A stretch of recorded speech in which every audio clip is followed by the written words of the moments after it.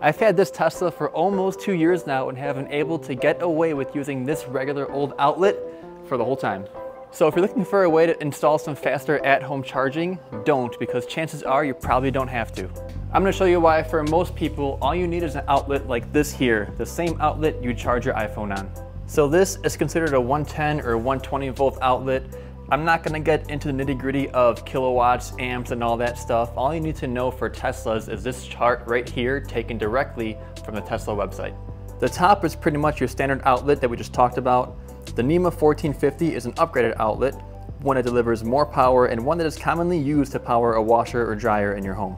This chart shows how many miles that your car would get if plugged in for an hour in that outlet, aka, as this chart shows, miles of range per hour of charge. You can see the NEMA 1450 would charge any Tesla from empty to full in just a few hours, which can easily get a full battery overnight. But on the other hand, a normal outlet would take about 60 hours to get from 0 miles of range to 300 miles. And that might seem like a lot of time, but let's dive in to see why it may not be as impractical as it seems. So we've got the big board out for some big brain math, but don't worry, we'll walk through it slowly together. The chart shows that Tesla models charge between 4 to 6 miles of range per hour of charge. I'm just going to use 5 miles per hour of charge just for easy calculation's sake. Now, before we get into any of this, I want to ask you, how much do you drive in a day? Think about it from the grocery store, to and from work, to and from the gym, wherever, on average, come up with a number of how much you drive in a day. According to Kelley Blue Book, the average American drives almost 40 miles a day, so we'll use that number for our calculations here, but you can use whatever you drive in a day and plug it in here as well. And now the cool thing with Tesla, as you already know, is that you can charge at home overnight in your garage as long as you have any regular outlet. So let's run through the numbers and see how much we can get by charging overnight. So we're gonna say overnight is about 12 hours. So in a 24-hour day, we're charging for 12 hours. And 12 hours based on 5 miles of range per hour of charge will get us about 60 miles of range charging overnight. So just based on this alone, if the average driver drives only 40 miles a day, you're getting an excess of 20 miles of range just using a regular outlet overnight. That means that the average driver, if they drive 40 miles a day, will never have to stop at a supercharger or need to upgrade to a faster charger at home. And if you're like, oh Carmen, I drive double the average driver, I drive to and from work 200 miles a day, uphill, both ways, fine. Let's erase this and go through some of those numbers as well. So we've already established, based on overnight charging on a regular outlet, we will get 60 miles of range. But let's say you drive double the average driver, so you drive, instead of 40 miles a day, you drive 80 miles a day. What that means is that you will lose about 20 miles of range every day you drive 80 miles. And all the Tesla models have different ranges, but let's just assume an average of 300 miles of range because that's what most are probably around. So let's say on Monday, you start with 300 miles of range. At the end of the day, driving 80 miles, you will get down to 220 miles of range. But then you charge overnight. So on Tuesday, what will happen is you will wake up with a battery with 280 miles left in it. And then by the time that you drive 80 miles in a day, at the end of the day, you will have 200 miles.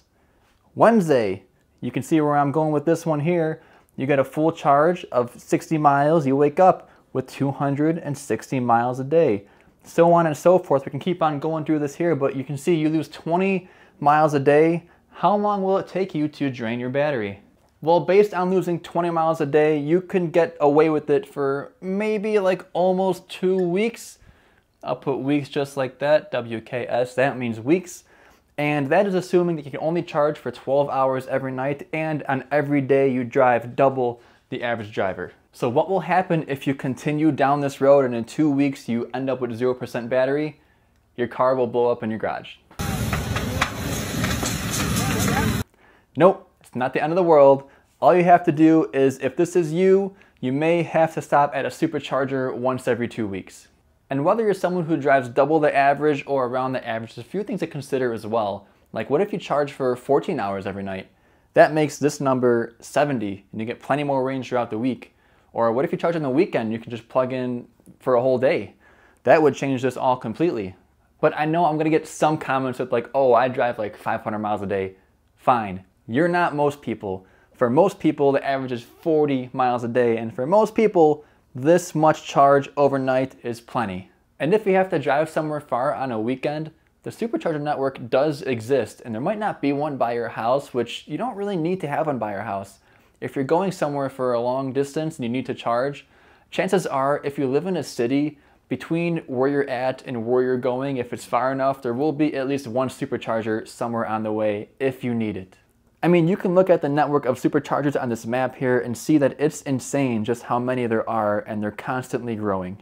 So I hope these numbers kind of make sense. You can plug in whatever amount you drive in a day right here, and if you charge for 14, 16 hours overnight, hopefully this is simple enough to where you can plug in your own numbers and see how much range you'll have, excess or negative range, and make your decision if you need to upgrade or not. But I do want to mention that there are a couple caveats, so I'll write those down here.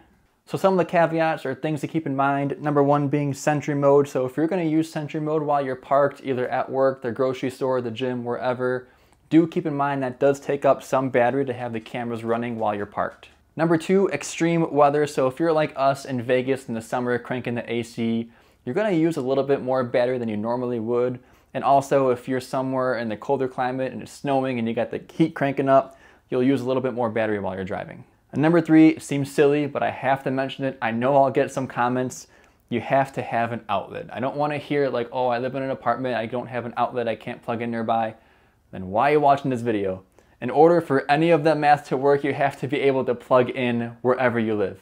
I know it's a bit scary for new EV owners or Tesla owners to worry about the at-home charging, the kilowatts, the amps, all those terminologies, but if you break it down, it really is this simple to see if you need to upgrade a charger or not, and for most people, you probably don't.